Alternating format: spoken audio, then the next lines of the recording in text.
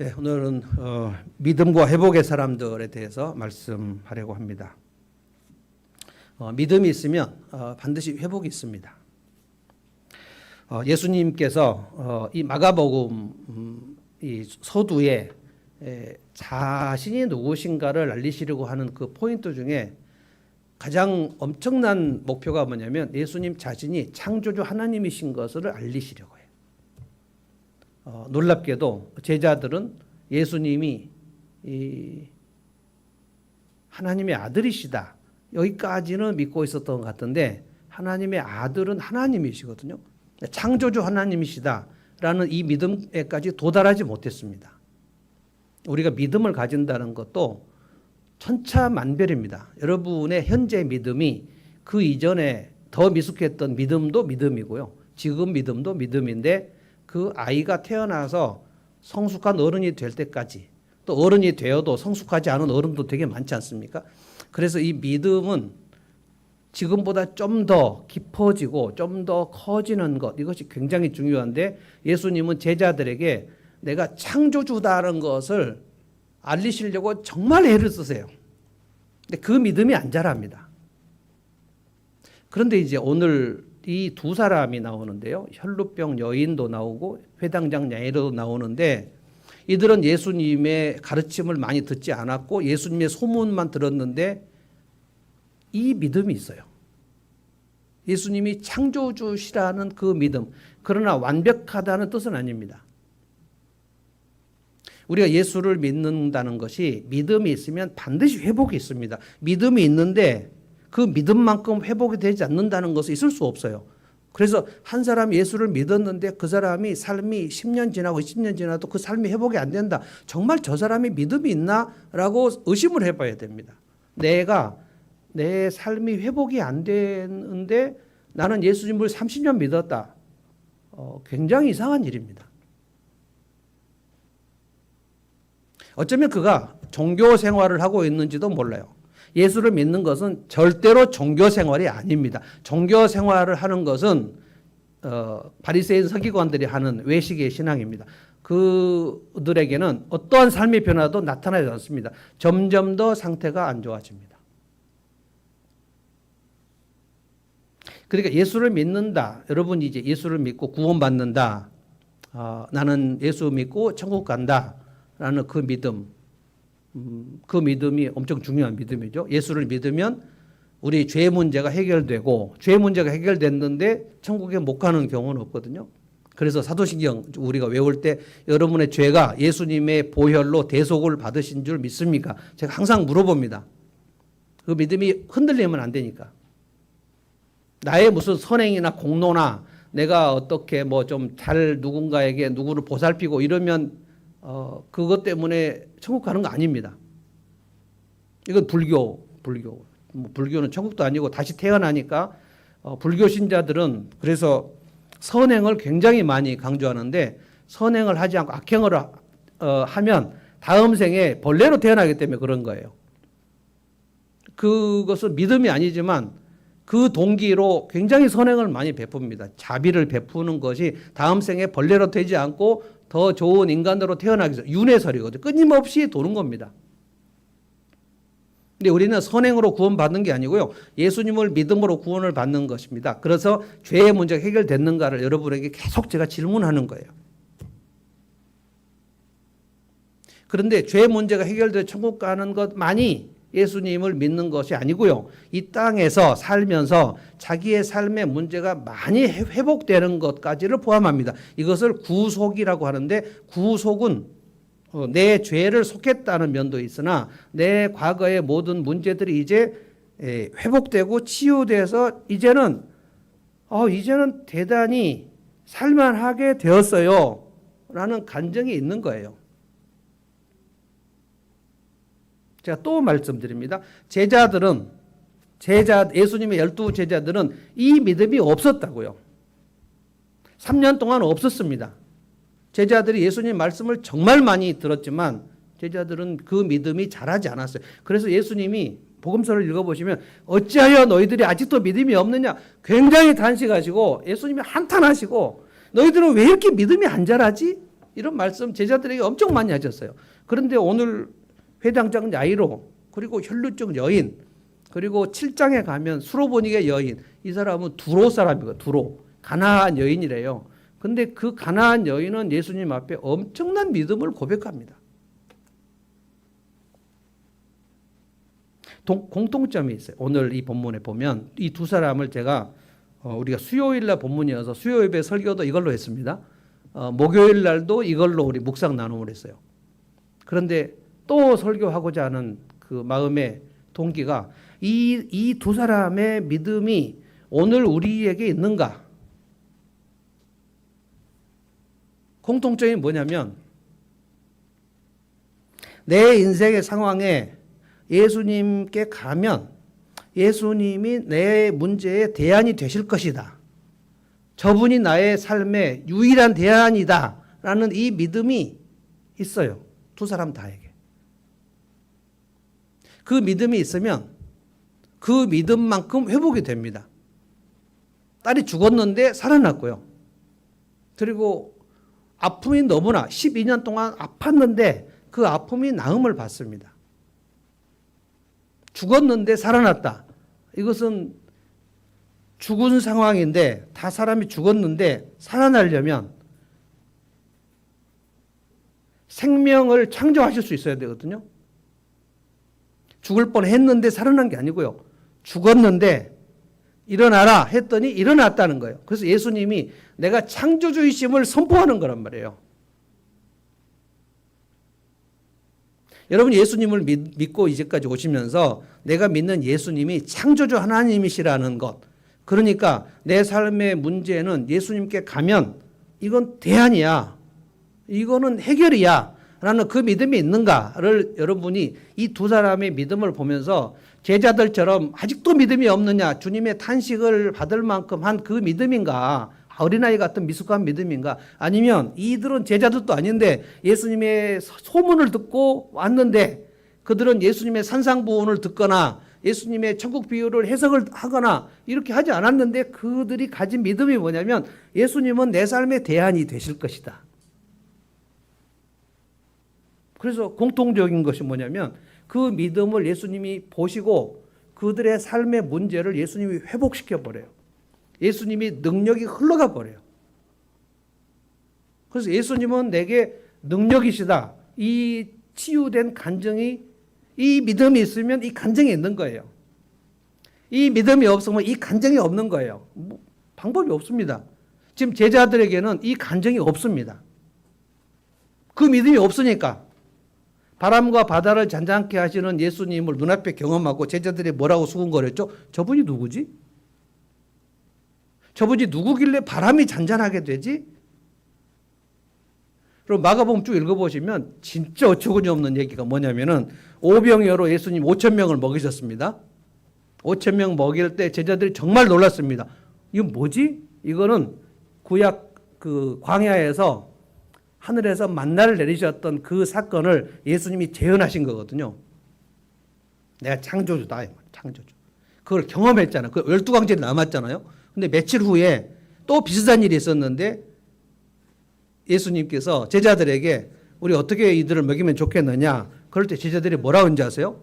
우리가 어디서 이렇게 많은 군중들을 먹일 수 있습니까? 라고 얘기해서 그 중에 한 사람도, 저는 한 놈이라고 하고 싶어요.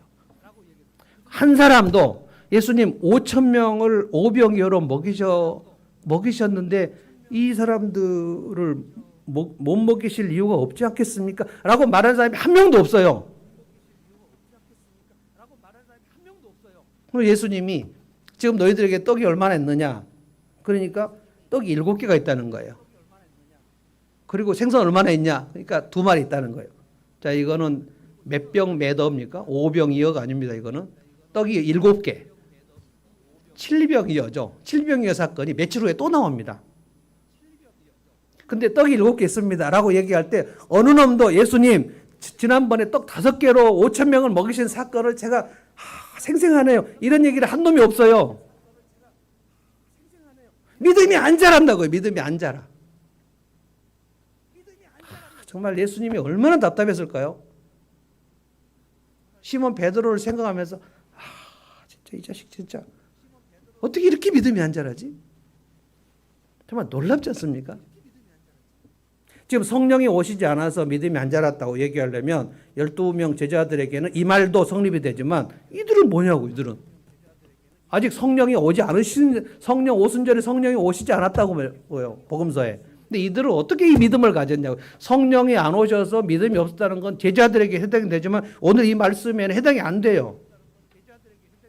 수로보니가 여인은 언제 성령이 오셨다는 얘기가 없어요. 그래서 예수님을 여러분이 믿고 성령 여러분 안에 계신 것을 저는 알고 있는데 이 두 사람의 믿음, 예수님은 진짜 내 삶의 대안이 맞아, 확신, 이것이 있는가 이거예요. 이것이 있으면 예수님은 나에게 능력이 와서 내가 이만큼 치유되고 회복이 돼서 이 간증이 있는가 말이에요. 이 믿음으로 회복된 간증이 없으면 여러분이 혹시 종교 생활을 하고 있는지도 몰라요. 그럼 이미 영혼이 녹슬고 있는지도 몰라요. 그럼 우리 새 부대가 되자고 얘기하는데 자기 혼자만 낡은 가족 부대로 그냥 살고 있는데 그 사람이 몰라요. 매일매일 묵상하지 않으면 천하 별수가 없습니다. 그냥 낡은 가족 부대예요. 그분은 복음을 새 포도주를 새 부대에 넣는다 그랬는데 낡은 가족 부대는 새 포도주가 안 들어가요. 예수님 못 들어간다 그랬어요. 우리 마음은 하루만 하나님의 말씀을 묵상하지 않아도 그냥 마음이 쇠하고 낡아져 버립니다. 일주일 내내 말씀이 없다. 그러면 우리에게는 온통 생각이 잡념밖에 없어요. 제가 그래요. 제가 60년 이상 예수를 믿었는데 그중 20년은 대충 믿었고 믿은 것도 아니고 그냥 교회만 다녔고 20살 이후부터 지금까지 예수님을 믿었는데 제가 묵상은 지금 40년 했고요. 그리고 목회는 30년 했고요. 그러나 며칠만 하나님의 말씀을 묵상하지 않으면 내 속에 엄청난 두려움과 잡념과 염려와 근심이 마구 몰려옵니다.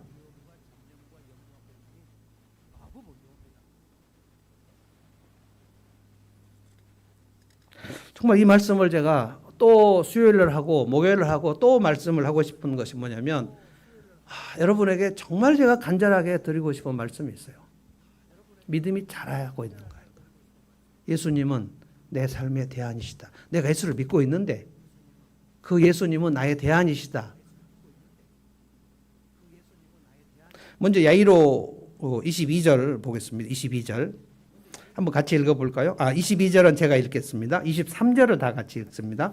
22절은 제가 먼저 회당장 가운데서 야이로라고 하는 사람이 찾아와서 예수를 뵙고 그 발 아래 엎드려서 23절 다 같이 읽읍시다. 시작. 간곡히 정하였다. 내 어린 딸이 죽게 되었습니다. 오셔서 그 아이에게 손을 얹어 고쳐주시고 살려주십시오.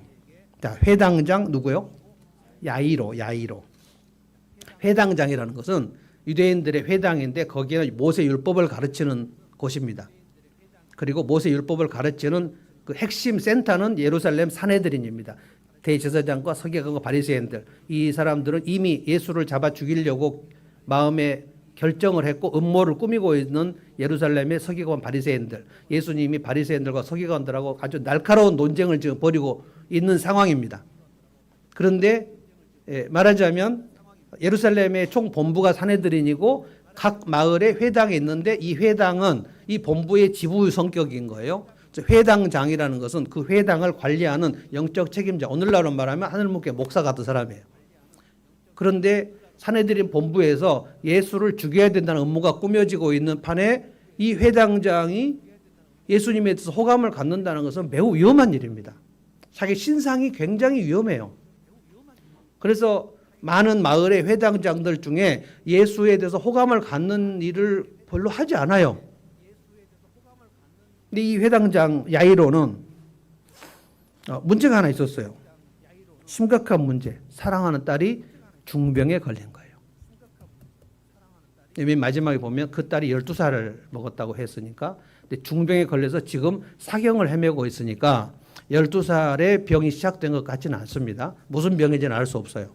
그러면 적어도 7살, 8살, 9살 그때에 병이 시작이 됐는데 이 야이로와 야이로의 부인이 이 아이를 고치기 위해서 얼마나 많이 애를 썼을까.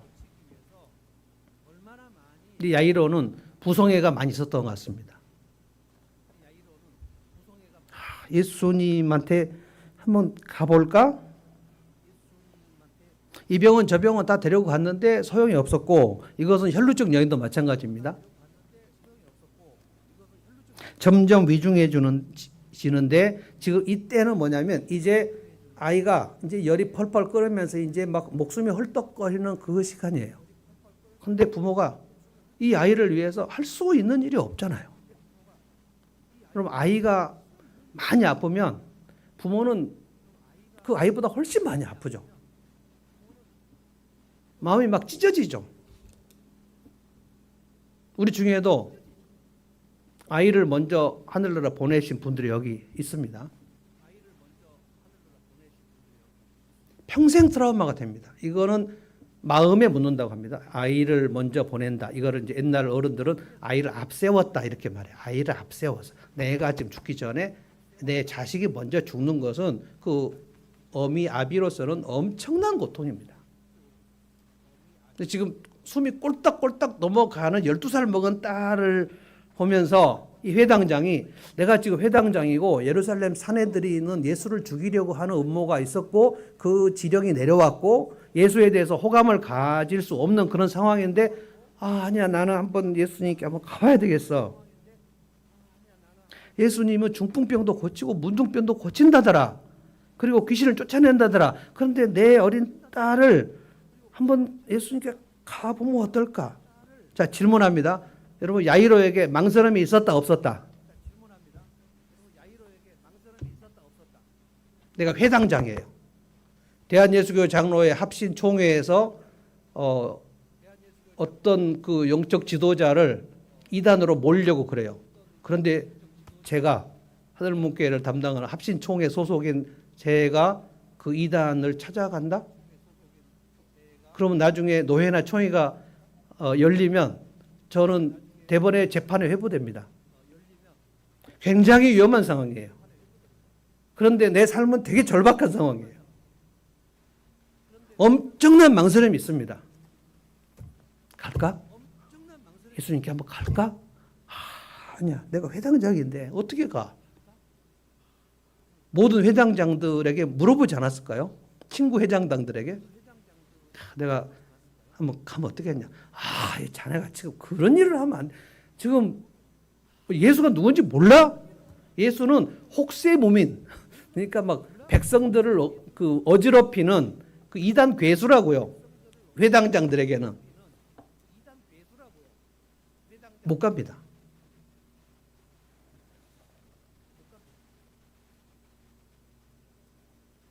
근데 마음에 그래도 한번 가봐야 되는 거 아닌가? 이대로 그냥 예수님께 가보는 일도 없이 이 아이가 꼴딱해서 죽는다면 너무너무 후회가 될 것 같은 거예요. 여러분 그런 거 있잖아요. 부모님이 돌아가시고 난 다음에 그때 어머니가 전화하고 내가 뭐가 좀 먹고 싶다라고 했는데 어머니 이제 바빠요 라고 끊었는데 그 다음날 어머니가 돌아가셨다. 그러면 내가 뭐가 먹고 싶다라고 했는데 그 전화를 끊은 그 막 한이 막 맺힙니다. 그거라도 한번 대접할 걸. 내가 찾아가서 엄마 손 한번 잡아볼 걸. 내가 바쁘다고. 내가 뭐가 그렇게 바쁘다고. 엄마가 죽는 상황에 내가 바쁘다고 전화를 끊었나. 야이로가 이런 절박함이 있는 거예요. 그래서 예수님을 찾아옵니다. 그게 한번 가보자. 가면 내 딸이 살 수도 있지 않을까? 이 믿음이 지난번에 제가 이 실레스트 저희 대학 합창단 이름이 실레스트인데요. 캄캄한 상황인데 한 줄기 빛이 쫙 내리비치는 이거를 영어로 실레스트라고 합니다. 쫙 비칠 때 캄캄한 지하실에 저기 위에 구멍 하나 뚫리면 쫙 비치는 거 있잖아요. 여기서부터 여기까지 그 불빛이 쫙 비칩니다. 이게 마음에 가보자. 부인하고 상의했는지 안 했는지 여기에 나오지 않습니다. 제가 혼자 생각하는데 이거 성경에 없는 얘기인데 혼자 묵상해봤는데 혼자 온 것 같아요. 가족들에게 알리지 않고 혼자 오지 않았을까. 자, 22절을 제가 다시 읽겠습니다. 회당장 가운데 야이로라고 하는 사람이 찾아와서 예수를 뵙고 그 발 아래에 엎드려서 예수님 보자마자 그냥 발 아래 그냥 확 엎드려. 저는 이 본문을 오랫동안 묵상했는데 그래, 기도할 때는 예수님 발 앞에 엎드리는 거지.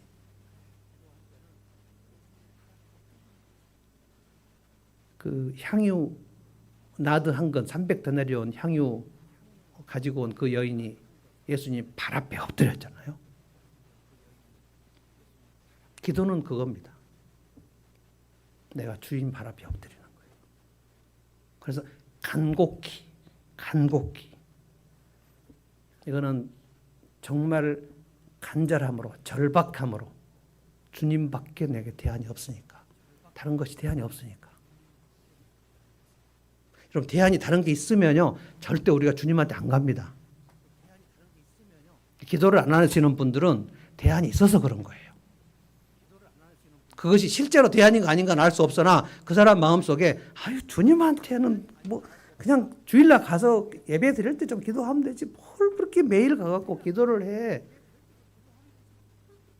믿음이 없는 거예요. 제가 볼 때는 그분에게 지금 기도할 거리가 산더미 같은데 기도를 안 해요. 모르겠어요. 제가 없는 곳에서 열심히 하는지 모르겠는데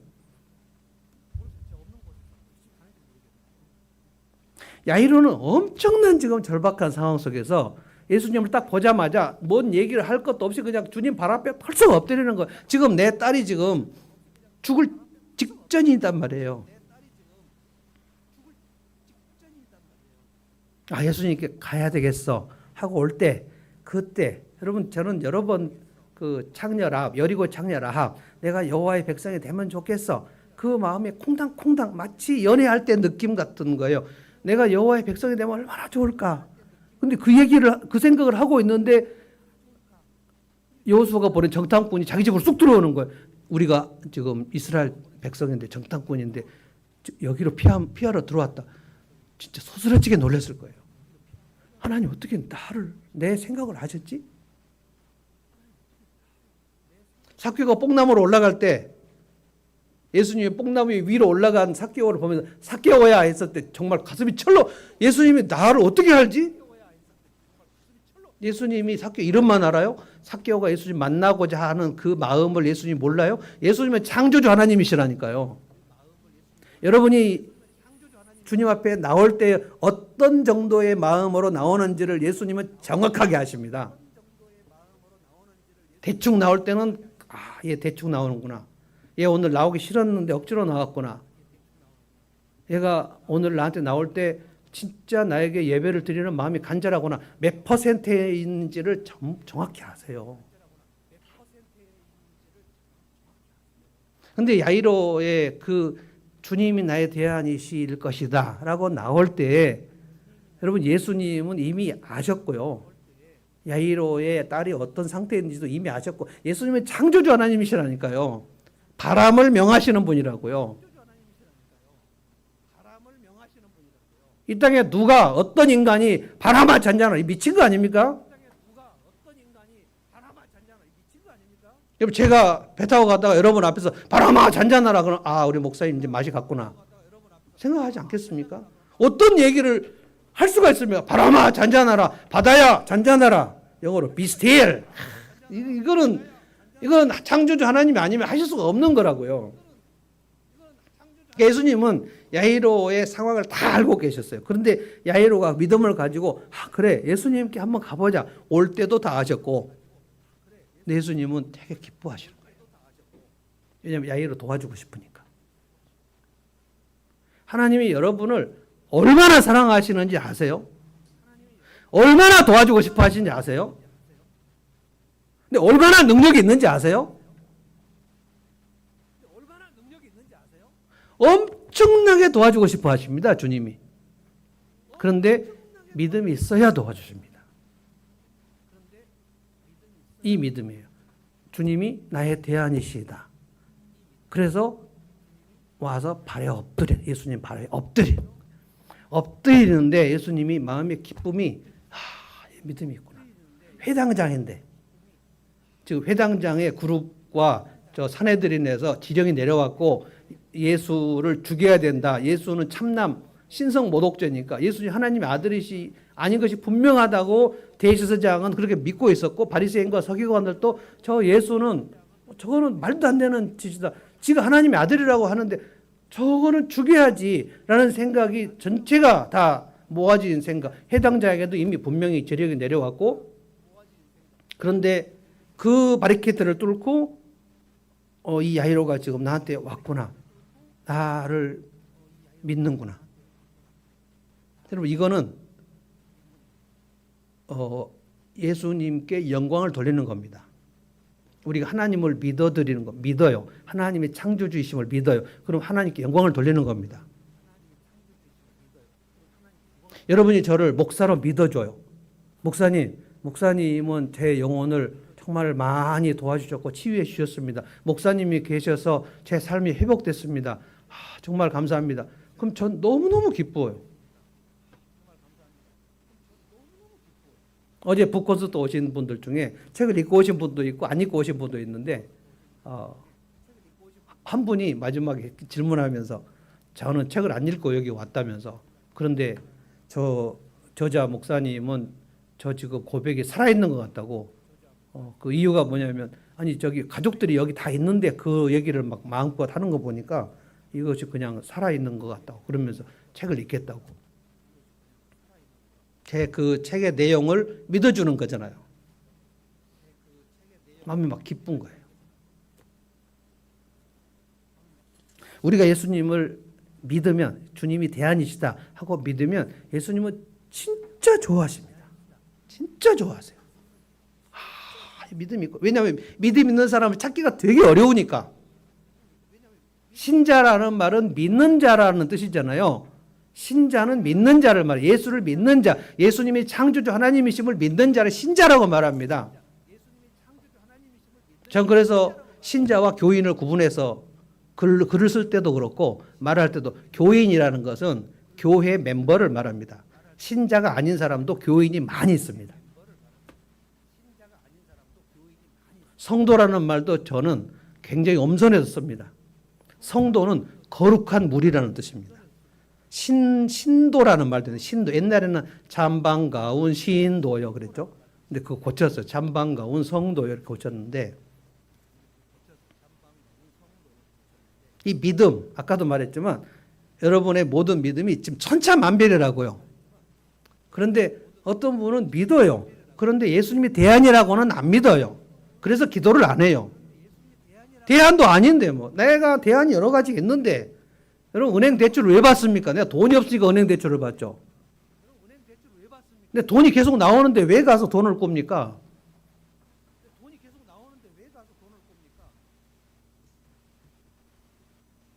예수님은 정말 우리를 도와주고 싶어 하신다고요.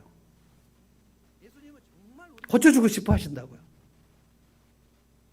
예수님이 여러분과 저를 만드셨잖아요. 그래서 이 우리의 영혼과 우리의 마음의 모든 기능을 다 알고 계세요. 설계자잖아요.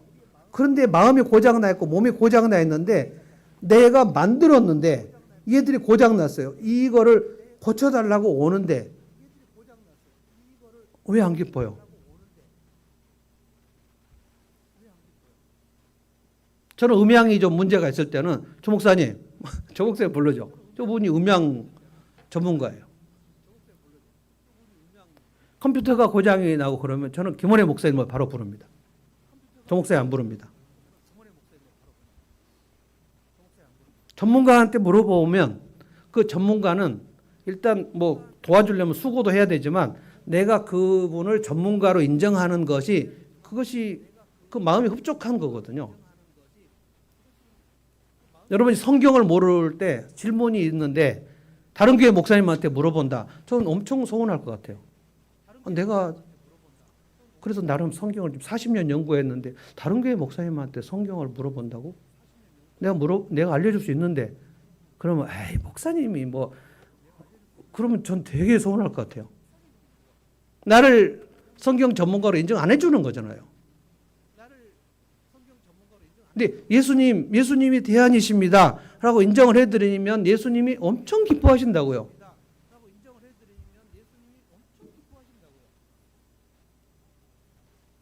수로보니게 여인, 다음 주일에 이 말씀할 것 같은데, 수로보니게 여인은 예수님이 아주 차갑게도 한번 해보셨습니다. 자녀들의 떡을 취해 개들에게 던지는 게 마땅치 않다라고 얘기했는데 놀라운 얘기를 하지 않습니까? 선생님 맞습니다. 그런데 개들도 주인의 상에서 떨어지는 부스러기는 먹지 않습니까?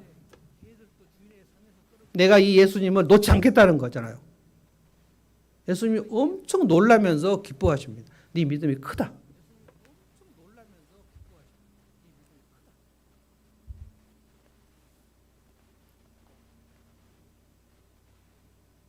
자, 혈루증 여인도 그 믿음을 갖습니다. 27절로 한번 가볼까요? 27절은 제가 읽고 28절은 여러분이 읽겠습니다. 27절 제가 읽습니다. 이 여자가 예수의 소문을 듣고서 뒤에서 무리 가운데로 끼어 들어와서는 예수의 옷가에 손을 대었다. 28절 시작. 그 여자는 내가 그의 옷에 손을 대기만 해도 나을 터인데 하고 생각하고 있었던 것이다. 이 혈루증 여인은 뭐 야이로는 그래도 구약 성경이라도 좀 알고 그러니까 그런데 이 혈루증 여인은 진짜 어떻게 이 믿음을 갖게 됐는지 도대체 근거를 찾을 수가 없어요. 혈루증에 걸리면, 혈루증은 성병입니다. 레위기 15장에 보면 문둥병과 혈루병을 같이 취급합니다.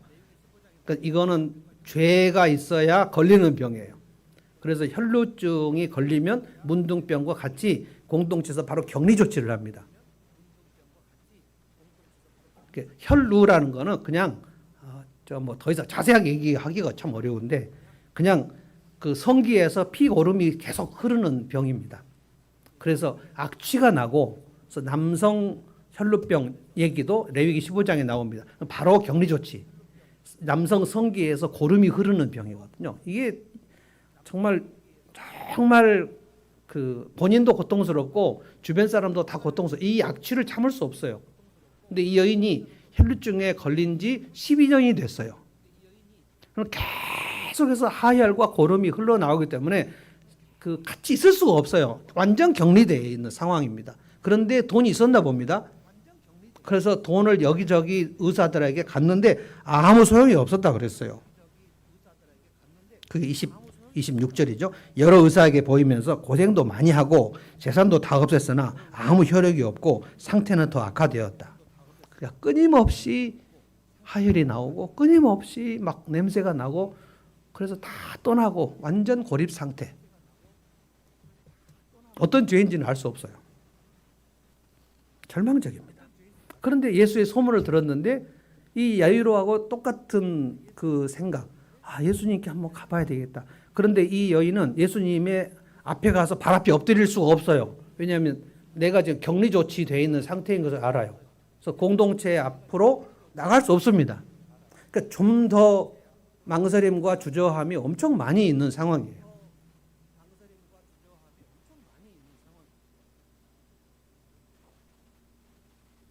그래서 이 여인은 제가 볼 때 정말 이 생각을 예수님께 한번 가보자라는 생각을 한 이후로 예수님의 뒤에 가서 옷에다가 손을 댈 때까지 수백 번 망설였을 것 같아요.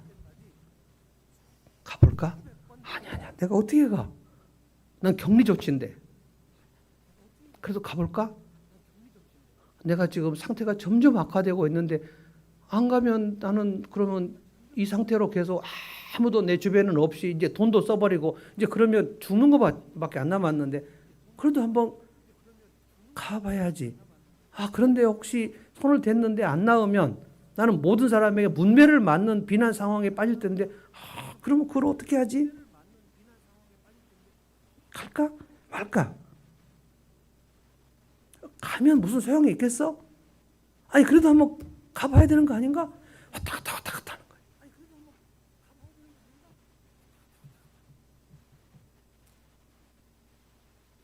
여러분 여인들이 남자에게 프로포즈를 받을 때 받는 날에는 별로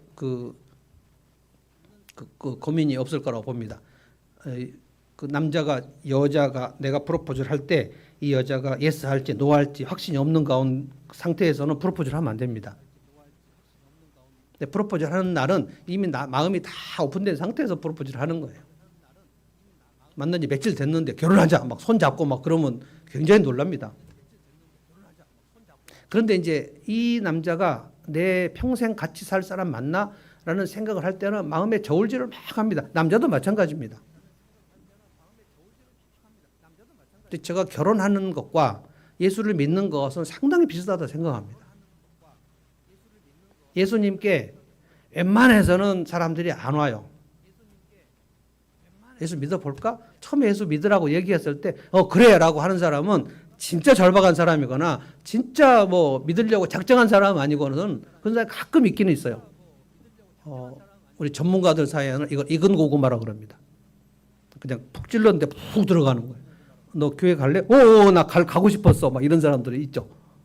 개 중에 있는데 그런 경우가 많이 없고 교회 가자. 예수 믿을래? 라고 얘기. 아이 뭐 너나 가. 라고 얘기하죠.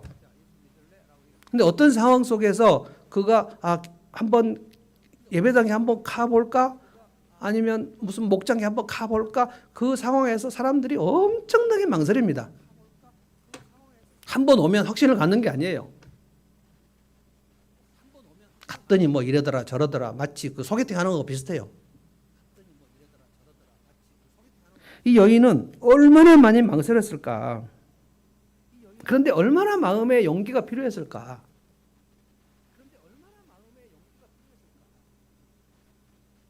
그냥 누워있는 게 낫지.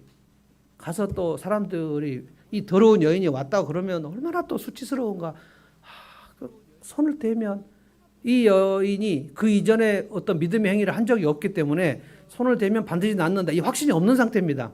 소문을 들었는데 예수님이 한번 고쳐주실 수 있겠다는 그 정도의 믿음이에요. 우리를 말하면 VIP의 믿음입니다. 그런데 이 믿음이 있어서 왔습니다. 그래서 손을 댔습니다. 손을 댔죠. 27절에 여자가 예수의 소문을 듣고서 뒤에서 무리 가운데로 끼어들어 와서는 조심스럽게 아마 그 얼굴도 다 뭐 이렇게 천 같은 걸로 감싸고 이렇게 혈루병이 아닌 것처럼 조금 있으면 다 냄새가 날 것이지만 얼른 처리를 해야 되기 때문에 와서 손을 댔다. 엄청난. 주님은 나의 유일한 대안이다. 이 믿음을 제자들을 또 못 가지고 있는 믿음을 이 두 사람은 가졌다는 거예요. 이게 엄청납니다. 지금 제가 여러분에게 묻고 싶은 게 이 믿음이 있는가 하는 거예요. 이 믿음이 그래서 주님 발에 엎드리는 그 믿음이 있는가? 그리고 주님 옷에 손을 대려는 믿음이 있는가? 손을 대는 것은 그냥 아무 믿음이 없이 손만 댄다는 게 아니죠. 예수님 무슨 기계 장치입니까? 믿음이 있어서 그 믿음의 결과로 예수님 옷에 손을 대잖아요. 그러면 이제 믿음이 있으면 회복이 있는 겁니다. 자, 29절. 다 같이 29절 읽겠습니다. 이걸 엄청난 말씀이기 때문에 다 같이 한번 자기 힘을 내서 믿음으로 한번 읽어봅시다. 시작. 그래서 곧 출혈의 근원이 마르니 그 여자는 몸이 나은 것을 느꼈다. 뭐가 말라요? 출혈의 근원이 12년 만에 뚝 그친 것을 몸으로 멈췄네? 몸으로 느꼈다는 거예요. 손을 댔는데 느꼈어요. 그런데 주님도 느꼈어요. 놀랍지 않습니까? 30절 제가 읽어보겠습니다. 예수께서는 곧 자기에게서 능력이 나간 것을 몸으로 느끼시고 뭘로 느껴요? 몸으로 느꼈어요. 몸으로. 능력이 나갔다. 와, 이거 제자들이 알았습니까? 그리고 예수님은 이제 군중 사이에서 이리저리 밀치는 상황이에요. 다 손을 대요, 예수님에게. 근데 예수님은 한 사람이 내게서 손을 댔고 능력이 그 사람에게 나갔다는 것을 직감하셨다는 거예요. 당사자만 알아요. 저는 이 본문을 묵상하면서 와, 진짜 내 삶에 치유가 일어난 것은 그만큼 능력이 나한테 흘러온 거구나. 그래서 제가 너무 많이 아플 때, 몸살 걸렸을 때 손내과 가서 그 검진 받을 때 항상 그 손내과 원장님이 목사님 내일 설교도 하시고 그래야 되는데 토요일 날 이렇게 오셨네요. 그럼 내일 설교 예배 인도하셔야 되죠. 내일 설교 예배 인도해야 되는데 지금 막 죽겠습니다. 주사 한 대 맞으실래요? 예, 주사 한 대 맞겠어요. 그럼 이제 주사실로 가면 간호사가 여지없이 제 엉덩이를 까고 주사를 놓습니다. 주사 약이 한 요만큼 약물이 들어가죠. 딱 들어가면 약을 먹는 거하고는 비교가 안 될 만큼 손내과 주사는 굉장히 효과가 있어요. 그리고 꼭 연세 손내과를 가시기 바랍니다. PPL. 저는 꼭 거기만 갑니다. 근데 그 약물이 내 몸으로 들어오잖아요. 강제로 들어오잖아요. 주사를 쭉 놓고. 근데 2시간, 3시간 정도 있으면 한결 낫네? 느껴요. 약을 먹을 때하고 주사를 맞을 때하고 혈관 속으로 직접 들어가니까 그만큼이 들어온 거잖아요. 그만큼 회복이 되는 거예요. 전 그래서 여러분들을 제가 이 말씀 묵상하면서 저도 그렇고 성도들 한 명 한 명을 제가 생각해서 능력이 그만큼 들어갔구나. 그래서 저 사람이 그런 간증을 했구나. 회복이 됐으니까. 아직도 예수님의 능력은 무한정 있습니다. 무한정. 근데 믿음으로 나가면 그 능력이 점점 올 거예요. 창조주 하나님의 능력이 대기하고 있습니다. 여러분 주유소 지하 탱크에는 상상할 수 없는 만큼 휘발유와 경유가 있습니다. 제가 카니발 어제도 그 주유를 했는데 카니발 가득 넣으면 8만 원에서 9만 원 들어가거든요. 그러면 주유소 탱크가 바닥 날까요? 그 주유소입니까 그게 또? 카니발 하나 넣었는데 탱크가 바닥 나요? 카니발이 수십 대가 주유가 돼도 지하 탱크 그거 밤 2시나 3시에 어마어마한 그 로리 탱크가 와서 꽉 집어넣어. 우리 눈에는 안 보이니까 언제 탱크가 들어와서 그 지하 탱크에다가 주유를 하는지 우리는 못 보지만 우리는 거기서 석유가 생산이 되는 게 아니잖아요. 지하 탱크에서. 근데 예수님은 아주 무한 원전 같은 창조주의 능력을 대기하고 네가 손을 대라. 주유 그 기계 있잖아요. 꽂고 누르고 카드 꽂으면 쭉쭉쭉쭉쭉 들어갑니다. 풀로 넣기, 딱 가득 채우기. 일본말로 만땅 딱 넣으면 쫙쫙쫙 들어가고 만땅에 되면 딱 끝납니다. 그런데 그 탱크에는 어마어마하게 있습니다. 어마어마하게. 내 삶을 완전히 치유하고도 엄청나게 남는 창조주의 능력이 우리가 믿는 예수님께 있다고요. 아멘? 믿습니까? 이럴 때 막 부흥사 되고 싶어요. 너무 놀라운. 그래서 믿음을 키우지 않는 것이 가장 큰 손해입니다. 믿음이 안 자라는 게 내 삶에 망하는 거라고요. 내가 나중에 좀 열심히 믿지 뭐. 내가 지금은 아니고 나중에 열심히 믿으면 되지. 내일 죽을 수도 있어요. 죽으란 얘기가 아니고 저는 명절만 되면 설이나 추석이나 뭐 빨간 날 이번에도 또 몇 명은 죽겠다. 그러면 여지없이 명절 끝나면 10중 충돌을 막 해가지고 막 죽은 사람 얘기가 나와요. 그리고 블랙 아이스, 그 얼음이 살짝 어는 교량이나 이런 데에 가면 거기서 브레이크 밟으면 직 밀려 나가거든요.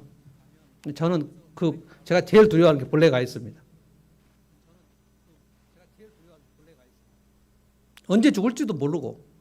그런데 내 믿음이 현재 이 정도로 여러분 충분합니까?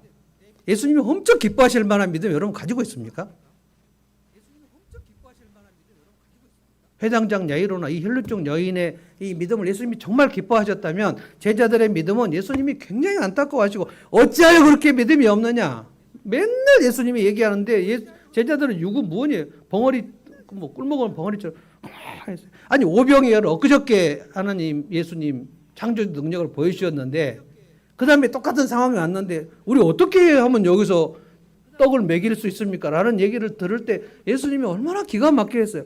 야, 어떻게 이 며칠 전에 일어난 사건이 너희에게는 그렇게 적용이 안 되냐? 왜 그래요? 묵상은 안 하니까. 묵상은 안 하면 절대로 믿음이 안 자랍니다. 묵상은 안 하려면 성경은 안 읽어야 되죠.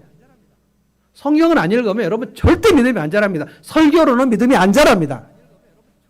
설교 말씀은 이거는 이유식 같은 거고요. 이유식, 어른들은 이유식 먹고는 배가 고파서 못 살아요. 자기가 떠먹어야 돼요. 자기가. 설교는 여러분이 성경 말씀을 자기 손으로 밥그릇을 떠먹게 하기 위해서 동기를 부여하는 겁니다. 영어 수학 맨날 강의 들어가도 자기가 공부 안 하면 영수 절대 안 늡니다.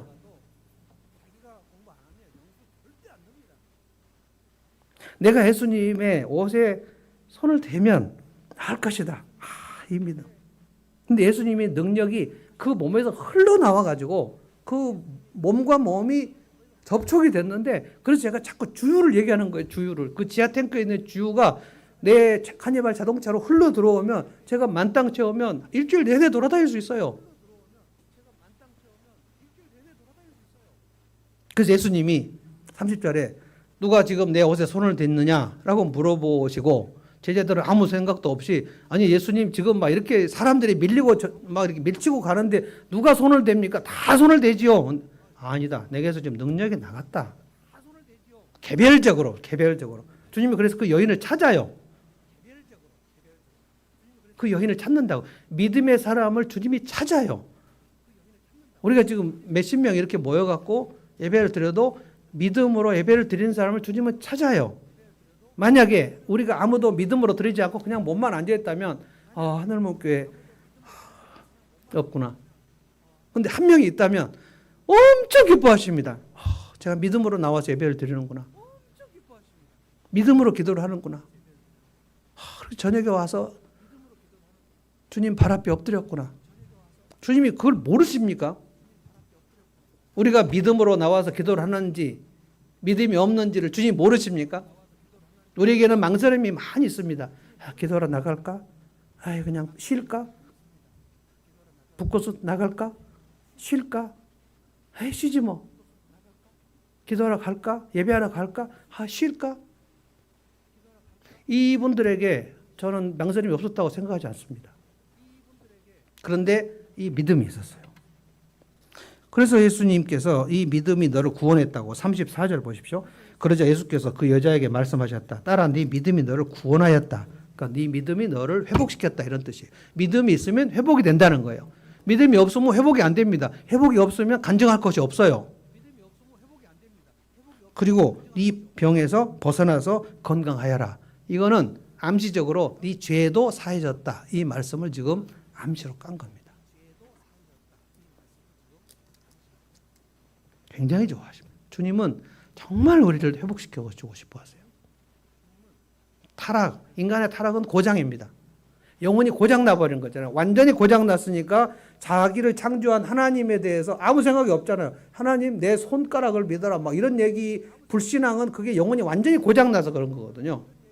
그런데 예수님을 믿어도 우리의 영혼은 상당히 많이 고장난 상태로 있어요. 그래서 믿음보다는 불신이 훨씬 더 많아요. 그 증거가 뭐냐면 우리에게 잡념이 엄청 들어온다는 거예요.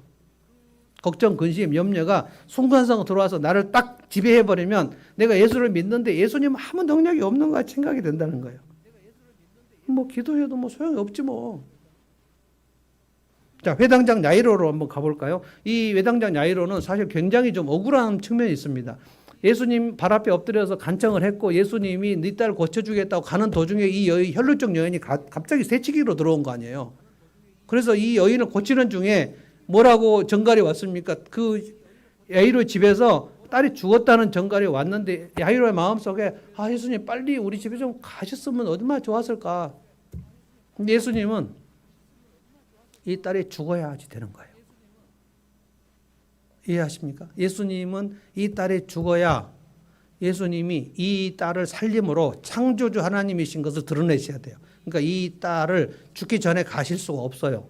가실 수 없는 건 아니지만 좀 지체하고 싶어요. 어떻게 아십니까? 나사로가 죽었을 때 예수님께 급히 전갈에 왔는데 나사로, 마르다, 마리아하고는 예수님하고 되게 친한 사이였다 그랬어요. 그래서 나사로가 죽을 것 같다 하고 마리아하고 마르다가 예수님께 급히 전갈을 보냈는데 예수님이 나사로가 죽어가고 있다는 소식을 듣고 나흘을 머무셨어요. 그래서 죽어서 장례를 치러버렸어요. 그러니까 죽기 직전에 온 것 같아요. 전갈이 왔는데 예수님이 죽는다는 얘기를 듣고 나흘 동안 안 가셨단 말이에요. 진짜 냉정하게 생각이 돼서 나중에 마르다가 뭐라 그랬습니까? 주님 빨리 오셨으면 우리 오라버니가 죽지 아니했겠나이다. 그러니까 마르다가 예수님께 삐져가지고 어떻게 이러실 수가 있습니까? 능력으로 우리 오라버니를 살리실 수 있는데 죽어버리지 않았습니까? 예수님이 나사로 무덤이 어디 있냐? 또 가서 무덤 앞에서 예수님이 한참 동안 또 울어요. 또 그냥 나오라고 그러면 되는데 예수님이 그냥 한참 울어요. 또 눈물을 흘리시더라. 그거는 마리아하고 마르다의 그 오할아버지를 잃은 그 슬픔에 예수님이 함께 해주시는 거예요. 야 울지 마, 곧 살린다 이렇게 안 하고 그냥 한참 울어요. 또 같이 주님의 성품을 이해하셔야 돼요. 우리가 주님의 성품을 이해할 수 없지만 조금이라도 주님은 그런 분이시구나. 이 아픔을 가진 오라버니를 잃은 그 사별의 아픔을 가진 이 마르다 마리아의 이 아픔에 그냥 동참해 주시는 거예요. 그냥 나사렛 나오라 바로 얘기하지 않고 그냥 한참 울고 그리고 나사렛 나오라. 그러니까 수건을 칭칭 동여면 나사로가 나오지 않았습니까? 진짜 이상한 광경이 막 나온 거죠. 그러니까 예수님이 그거 풀어줘라. 또 풀어주니까 나사로가 와갖고 같이 음식을 먹었다. 막 이런 얘기가 나와. 나사로가 죽어야 되는 거예요. 왜냐하면 예수님이 다 죽음에서 살리시는 창조의 능력을 보여주셔야 되기 때문에. 그래서 우리의 상황이 절망적으로 가는 거에 대하여 주님은 별로 개의치 않으십니다.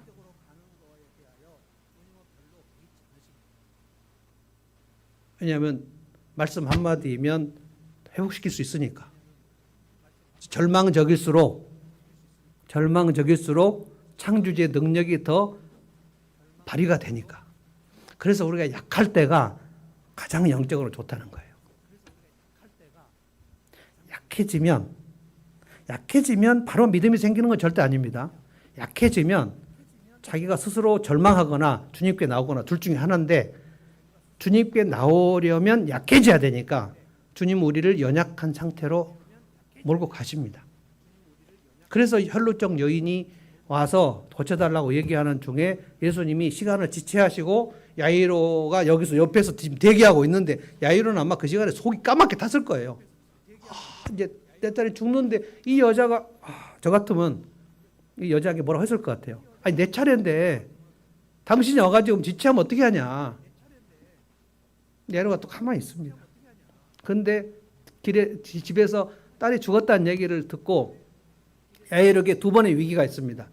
죽었으니까 선생님을 모시고 가셔도 소용없다는 얘기를 사람들이 와서 합니다. 이제 다 끝났다. 그 죽기 전에 예수님 오셨으면 좋지만 죽었지 않았느냐. 그러니까 끝났으니까 예수님 모시고 갈 필요 없어요. 다 소용없어요. 할 때 다 소용없나? 죽었나? 그런데 예수님이 뭐라 그러셨죠? 야이로에게 믿음을 다시 한번 격려합니다. 뭐라 그랬죠? 36절에 예수께서 이 말을 곁에서 들으시고 회당자에게 말씀하셨다. 두려워하지 말고 믿기만 하여라. 야, 예수님이 야이로의 믿음을 견인하시죠. 그리고 이제 갔는데 이미 통곡 소리가 나고 장례식이 시작이 됐는데 예수님이 또 한 번 야이로의 믿음을 위해서 이 아이는 죽은 것이 아니라 잔다. 잔다는 거는 그 다음에 뭘 얘기하는 거예요? 잤다가 일어나는 거잖아요. 그래서 이 아이를 예수님이 살리실 것을 말씀하셨는데 그 얘기를 듣고 사람들이 어땠습니까? 40절 보십시오. 그들은 예수를 비웃었다. 믿음이 없으면 하나님 말씀을 속에서 코웃음을 쳐요. 믿음이 없으면 냉소적이 돼요. 그래서 여러분 냉소주의는 믿음하고 상극입니다. 저는 평생은 아니고 목사된 이후로 제가 부목사 때부터 40살부터 45살까지 부목사를 했는데 제 인생에서 최악의 날이었습니다. 날마다 냉소주의가 몰려오고 날마다 매너리즘이 몰려오고 그래서 제가 그때 결심했어요. 내가 이 부목사에 있는 동안에 절대로 냉소주의와 매너리즘에 내가 무너지지 않으리라. 그런데 개척한 이후에 18년 동안 목회하는 도중에도 이 두 가지하고 싸워야 될 이유가 너무너무 많아요. 너무너무 많아요. 냉소주의. 선한 일을 하면 낙심하지 말라라는 말씀. 갈라디아 6장 9절. 왜 그 말씀 하셨냐면 아세요? 선한 일을 하면 반드시 낙심이 되니까. 누군가를 목양을 하면 반드시 낙심이 되니까. 낙심이 된다는 거는 다 소용없네. 이거 뭐 사람들 키워놔도 뭐 다 나가버리고 아무 소용이 없네. 마귀가 너 목회 그만해. 뭐 소용이 없는 걸 그렇게 하고 있냐. 죽 써서 개 주냐? 이런 얘기가 매일 들려와요. 매일. 근데 묵상은 안 했는데 어떻게 여기서 일어날 방법이 있습니까? 다 소용없다. 야이로의 그 마음에도 소용없으니까 예수님 데리고 가서도 안 되고 모셔가도 안 되고 다 끝났어. 근데 예수님이 이 아이는 죽은 것이 아니라 잔다. 믿음을 가져라. 근데 사람들이 다 웃기는 소리 하고 있는데 비웃잖아요. 그래서 예수님이 그 아이의 방에 들어갈 때 믿음이 없는 사람들을 못 들어오게 하십니다. 믿음의 사람들만 들어가게 하세요. 그러나 예수께서는 그들을 다 내보내신 뒤에 못 들어오게 하셔요. 믿음이 없는 사람들은 들어오면 그 믿음이 없는 소리를 그 시간에 믿음이 없는 사람은 자기가 믿음이 없는지 모르기 때문에 아무 얘기나 막 합니다. 제가 제일 아주 화가 났던 것 중에 하나가 제가 송파제일교회 청년부 하고 있을 때 제가 기도회를 만들어가 기도를 하려고 그랬더니 어떤 청년 선배가 후배들 데려놓고 야 기도회도 아무 소용없다. 내가 다 해봤는데 안 되더라고 라고 얘기했다고 그 제 제자들이 저 형이 와갖고 우리한테 기도회도 아무 소용없다고 정말 제가 분노가 지는 안 할 것이지. 어떻게 기도해도 소용없다는 얘기를 막 하냐고요. 이제 기도하려고 하는 파릇파릇한 청년들을. 어떻게 기도해도 소용없다는 얘기를 막 하냐고요. 진짜 사악한 거 아닙니까? 이 사람들이 비웃는 것은 뭐냐면 예수님을 비웃는 거잖아요. 지금 예수님의 창조주 하나님을 비웃는 거잖아요. 그러면 이 아이를 살리는 그 현장에 그 사람을 배제시키죠. 믿음이 없는 사람은 주님 배제시킵니다. 나사렛에서 예수님이 가셔서 고향 사람들을 고쳐주려고 그랬는데 그들이 예수를 배척했어요. 이들은 이 사람이 목수 아들 아니냐. 이들이 하나님 아들 리가 없다. 그래서 예수님이 거기서 아무 권능을 행하지 않으셨다고 그랬어요. 그러니까 믿음이 없으면 회복이 없습니다. 믿음이 없는 사람은 주님이 그 사람을 기뻐하시기가 되게 어려워요. 도와달라고 안 하는데 예수님이 도와줄 사람도 많은데 굳이 이 사람을 도와줄 리가 있습니까? 그래서 그 사람들 다 내보내셨다고 그랬어요. 그리고 아이의 부모와 일행들을 데리고 그 제자들하고 아이의 부모가 그 방에 들어가서 예수님이 그 아이의 손을 딱 잡았다는 거예요. 여러분 잡았으면 어떻게 돼요? 일이 일어나죠. 오늘 본문에 손 얘기가 되게 많이 나옵니다. 아버지 야이로가 뭐라 그랬어요? 예수님 오셔서 그 아이에게 손을 한 번만 얹어 주십시오. 헬로적 여인은 내가 예수님께 손을 한 번만 대면 나을 것이다. 예수님의 손은 능력이니까. 근데 예수님이 그 아이의 손을 잡았어요. 잡고 달리다 굼. 이거는 애야 일어나라. 그때 유대 사회에서 매일 아침 엄마가 아이를 깨우는 말이 달리다 굼 이거예요. 예, 일어나라. 7시야. 일어나. 밥 먹고 학교 가야지. 라고 일상에서 맨날 엄마들이 애들을 깨우는 말. 저는 이 말을 예수님이 어렸을 적에 어머니 마리아에게 맨날 들었을 거라고 봅니다. 근데 그 얘기, 왜냐하면 자고 있다고 생각하니까. 예수님 일어나게 하실 거니까. 그런데 달리다 굼 하고 예수님이 잡아 일으키니까 42절 보죠. 그러자 소녀는 곧 일어나서 걸어다녔다. 사람들은 크게 놀랐다. 왜 놀라요? 죽었는데 살아났으니까.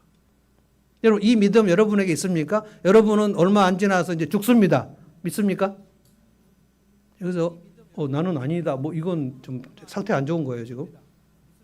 불로장생이 있습니까? 다 죽어요. 믿습니까? 다 죽어요. 언제 죽을지 몰라요. 그리고 순서 없습니다. 뭐 90부터 가는 게 아니에요. 주님 앞에 어느 날 갑자기 가게 됩니다, 여러분. 제가 여러분을 이제 겁박을 하는 게 아니에요. 이것이 진리예요, 진리. 내가 지금 나이 40이니까 나는 한 30년 후 뭐 그 정도에 끝나지 않을까? 그거 생각하지 마세요. 오늘 사도신경이 마지막일 수도 있습니다. 오늘 예배가 여러분 마지막일 수도 있어요. 다음 주일에 또 있을 거라고 생각을 하지 마세요. 오늘 예배가 여러분 마지막일 수도 있어요. 다음 주일에 또 있을 거라고 생각을 하지 마세요. 죽음 다음에는 부활입니다.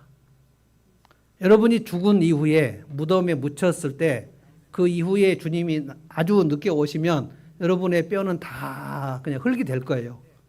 그러나 주님이 다시 오시면 각 사람의 손을 딱 잡으실 거예요. 일어나라. 그러면 호련히 일어나게 된다. 그래서 죽음을 우리는 두려워하지 않아요. 좀 가슴이 아프죠. 사별은 진짜 가슴이 아프지만 다시 다 살아난다. 언제요? 예수님 다시 오시면. 이거를 이 야이로는 그 시간에 경험을 한 겁니다. 죽은 아이가 살아났다. 얼마나 기뻤을까 생각을 해보세요. 얼마나 기뻤을까. 혈루병 여인은 또 얼마나 기뻤을까. 혈루의 근원이 딱 멈췄다는 건 나는 살았다 이제. 나는 이제 집에 가서 목욕만 한번 하면 끝이다. 엄청난 것입니다. 저는 여러분에게 이 회복의 간증이 있는가를 묻고 싶어요.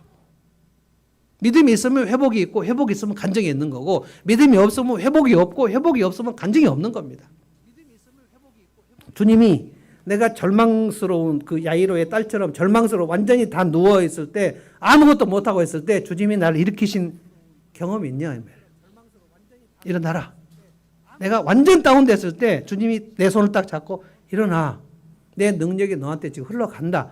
내 능력 손 붙잡고 일어나. 그 소녀가 그냥 일어났다고 했어요. 돌아다녔다고 그랬어요. 이 혈루병 여인 다 낫고 나서 어떻게 했을까요? 이 사실을 이제 사람들에게 얘기하지 않았을까? 맨 먼저 이 사람은 어딜 가야 되냐면 제사장한테 가야 됩니다.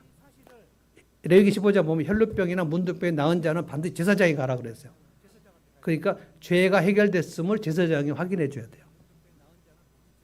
그러고 난 다음에 다시 온전한 사회생활을 할 수 있는 모든 복구가 일어났을 거라고 봅니다. 이 야이로의 딸은 12살인데 예수님이 자기를 다시 살려주신 이건 완전히 덤으로 사는 거예요. 12살 이후는 다 덤으로 사는 거예요. 난 여러분에게 이 두 가지의 이들이 갖고 있었던 공통점, 이 믿음이 있는가를 지금 물어보는 거예요. 이 믿음이 없는 분들은 오늘부터 이 본문을 다시 한번 정독해 보시고요.